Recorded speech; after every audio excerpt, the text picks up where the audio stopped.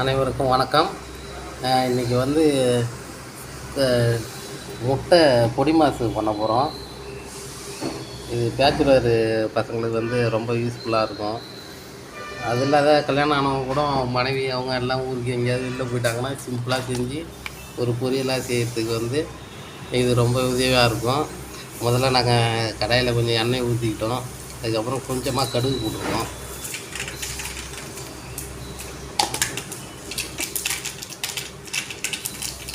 கடுகு பொரிஞ்சோடனே வெங்காயம்,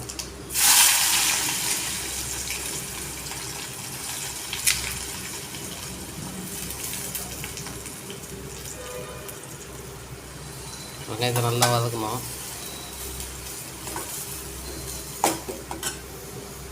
வெங்காயம் போட்டோடனே கொஞ்சம் உப்பு போடணும். வெங்காயத்துக்கூட உப்பு போட்டால் நல்லா வதக்கும். அதனால் நாங்கள் லைட்டாக உப்பு போட்டுக்கிறோம். முட்டைக்கு லைட்டாக உப்பு போட்டால் போதும்.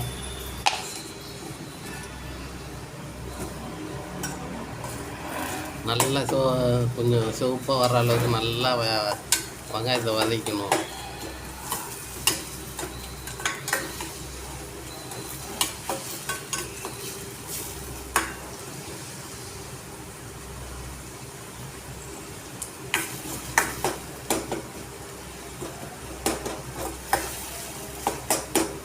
பொடி மாசம் வந்து வெங்காயம் மட்டும்தான் போட்டு பண்ணுவாங்க.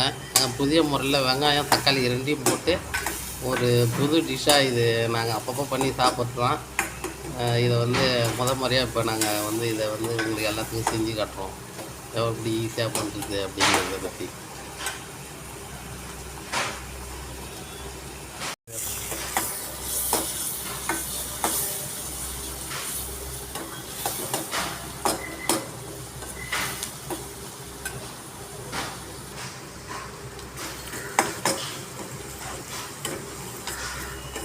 வெங்காயம் லைட்டாக நேரம் மாறிடுச்சு, நல்லா வதங்கிடுச்சு. இப்போ வந்து தக்காளி சேர்த்துக்கலாம்.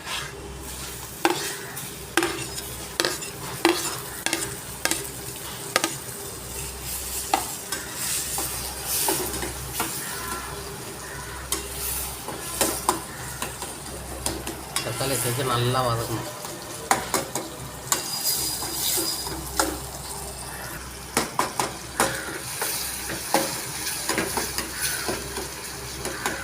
வெங்காயம் தக்காளி ரெண்டுக்கும் நல்லா வதங்கிடுச்சு.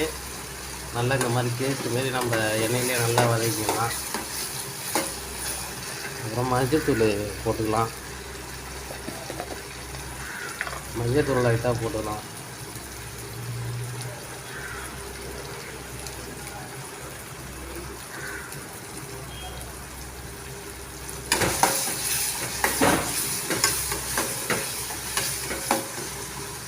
மஞ்சள்தூள் வந்து எல்லா உணவுலையும் சேர்த்துக்கலாம். அது ஒரு கிருமி நாசினி வேறு சொல்லுவாங்க. அதனால் நாங்கள் எல்லா இதுலேயும் மஞ்சள்தூள் கண்டிப்பாக சேர்த்துப்போம். மஞ்சள்தூள் போட்டு நல்லா கொஞ்சம் வதக்கிட்டு, இது காரத்துக்கு வந்து மிளகாத்தூள் தான் சேர்க்க போகிறோம், வேறு எதுவுமே சேர்க்கல. இல்லை, காரத்துக்கு கொஞ்சம் மிளகாத்தூள் சேர்த்தா கொஞ்சம் நல்லாயிருக்கும். அதுக்கு முன்னாடி கொஞ்சம் வாசனைக்காக கொஞ்சம் சிக்கன் தூள் கொஞ்சம் மணமாக இருக்கும்.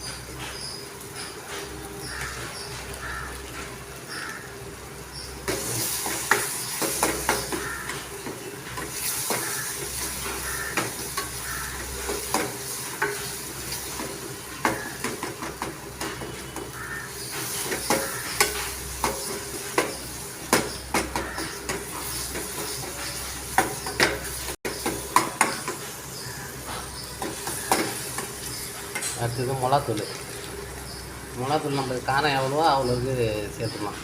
இதில் தண்ணிலாம் விடக்கூடாது. தண்ணி போட்டால் நல்லா இருக்காது. அதனால் மிளகாத்தூள் போட்டுக்குவோம். நம்மளுக்கு காரம் எந்த அளவுக்கு தேவையோ அந்த அளவுக்கு மிளகாத்தூள் சேர்த்துக்கலாம். சேர்த்து நல்லா வதக்கிட்டு நல்லா பேஸ்ட் மாதிரி நல்லா வதக்கணும்.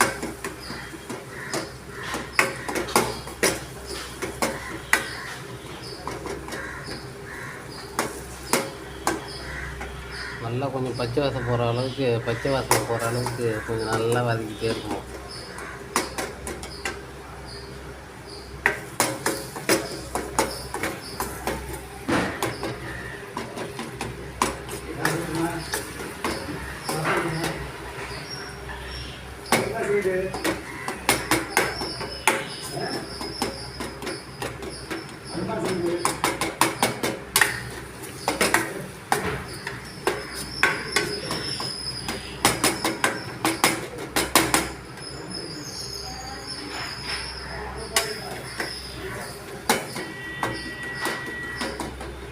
எடுத்து நம்ம முட்டையை ஒன்று ஒன்றா எடுத்து உடச்சிக்கலாம்.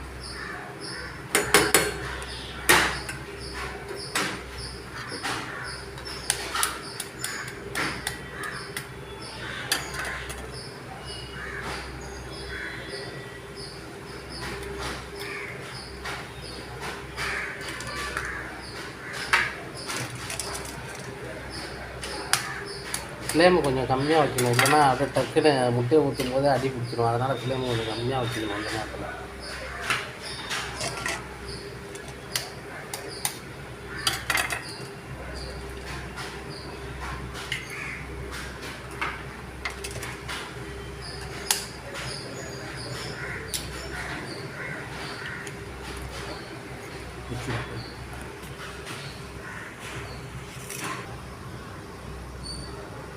முட்டையை போட்டு நல்லா வதக்கணும், நல்லா கிளறி விடணும். இப்போ கொஞ்சம் ஃப்ளேமு நம்ம ரொம்ப ஃப்ளேம் வச்சோம்னா இது முட்டைக்கு அதுக்கும் அடி பிடிச்சிரும். அதனால் கொஞ்சம் ஃப்ளேமு கம்மியிலே நம்ம வந்து இதை இது பண்ணணும், வதக்கிட்டே இருக்கணும். இது வந்து ஈஸியாக பண்ணுற இது அந்த பொடி மாசு. இது நல்லா டேஸ்ட்டாகவும் இருக்கும்.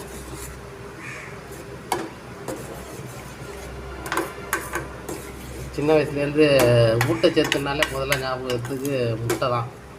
அதனால் முட்டையை வச்சு ஒரு சின்ன டிஷ் இது.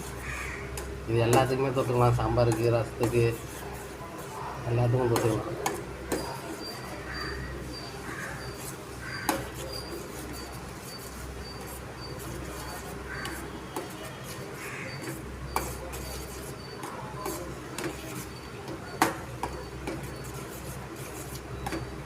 நல்லா வந்து பொடி மாசு ஆகிற அளவுக்கு நல்லா வதக்கிட்டே இருக்கணும். நம்ம எடுத்துட்டோம்னா அடி பிடிச்சிடும். அதனால் கடாயில் வதக்கிட்டே இருக்கணும்.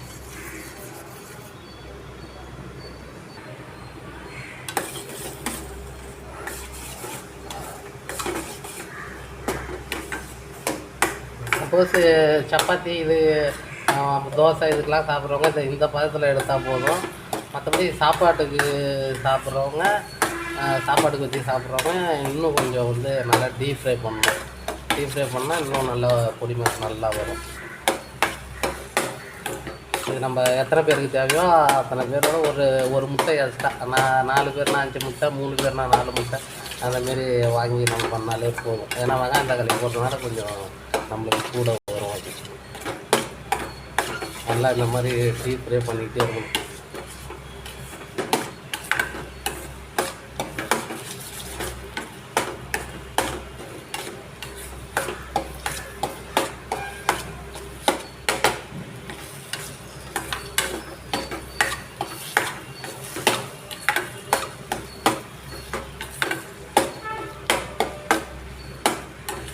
எந்த அளவுக்கு ஸ்ப்ரே பண்ணுறோமோ அந்த அளவுக்கு நல்லா பொடி மாசு நம்மளுக்கு வந்து போட்டாமல் வரும்.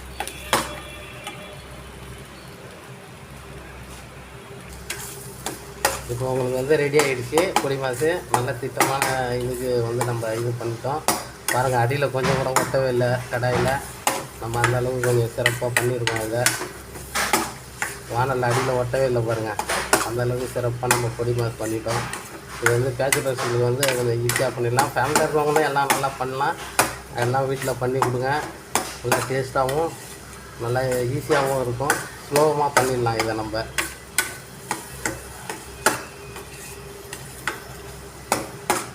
வீடியோவை பார்த்துட்டு லைக் பண்ணுங்கள், ஷேர் பண்ணுங்கள், கமெண்ட் பண்ணுங்கள்.